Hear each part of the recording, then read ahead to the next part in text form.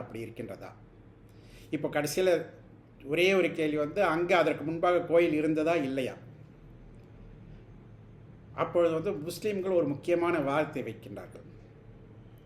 ஐயா, நாங்கள் தொழுகை நடத்துகின்ற இடம் ஏதாவது ஆலயத்தை இல்லை வழிபாடு இடத்தை இடித்துவிட்டு அதில் மசூதி கட்டினால் நாங்கள் அதில் தொழுகை நடத்த மாட்டோம். இது யார் சொல்கிறது? முஸ்லீம் பெருமக்கள் சொல்லுகின்றார்கள். ஸோ தெளிவாக எடுத்து ஸோ இருந்ததுன்னா முஸ்லீம்கள் விட்டு கொடுத்துடணும், இல்லை என்றால் அது இந்துக்களுக்கு சொந்தம். இப்போ மீண்டும் ஒரு கேள்வி இவர்களை பார்த்து கேட்கிறார்கள். நீங்கள் சொல்கிறீங்க ராமர் அங்கே பிறந்தார் என்பதும் ராமசரிதை நடந்ததாக என்பதும் பல்வேறு விஷயங்களை நீங்கள் சொல்லுகிறீர்கள். சரி, அதற்கு ஏதாவது ஆதாரம் இருக்கின்றதா? நம்ம கேட்குறோம் இல்லையா, கடவுள் இருக்கார் என்பதற்காக